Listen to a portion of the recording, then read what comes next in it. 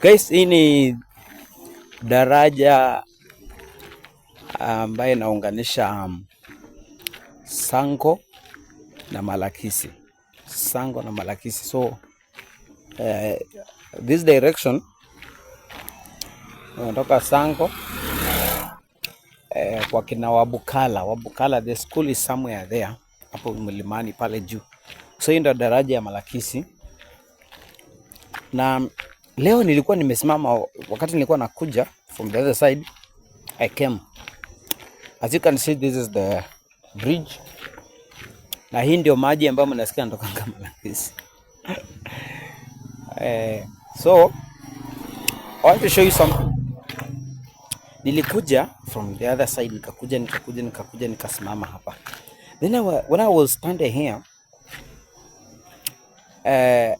kuna mama alitokea this place.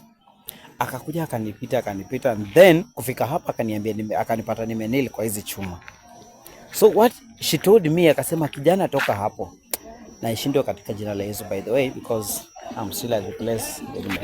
Nimerudi. So I wanted to give a story. So kani nilikuwa nimesimama hapa, this mom told me kijana toka hapo. Then nikamuuliza why? Mbona unaniambia nitoke hapa? Mimi nimekuambia toka hapo, usisimamenge hapo. Then I said, no. Nikataja Yesu. Because I know there is power in that name. Then akaniambia kuna mama alikuwa amesimama hapa muda mfupi, like tuseme mwaka moja mbili iliyopita ama I don't know. Aliniambia tu kuna mama alikuwa amesimama hapa na alisimama tu yeye akiwa na mtoto. Then by bad luck akaamua tu kwamba let me jump over.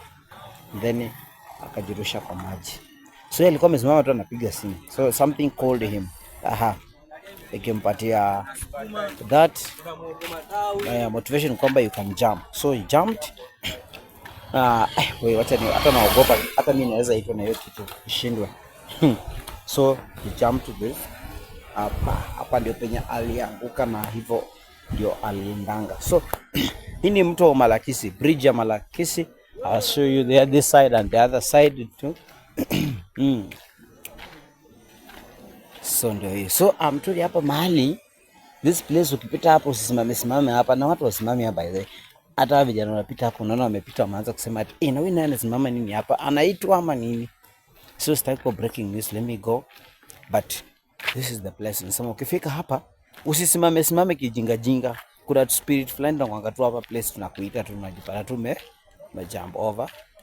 Na hivyo ndio tunasema bye bye. So guys, hiyo ndio Malakisi Road. Bridge ya Malakisi nimeshaonyesha. So let me go. Tuendelee na safari zangu.